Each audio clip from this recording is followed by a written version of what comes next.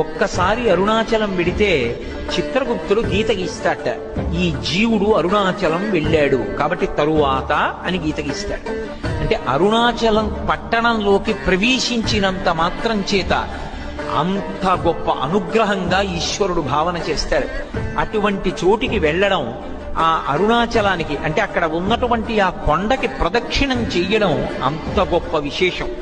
అరుణాచల ప్రవేశము అంత తేలికైన విషయం కాదు. అరుణాచలంలోకి వెళ్ళాడు అంటే వాడికి ఏదో అధికారం ఉంది, పరమేశ్వరానుగ్రహాన్ని పొంది ఉన్నాడని గుర్తు.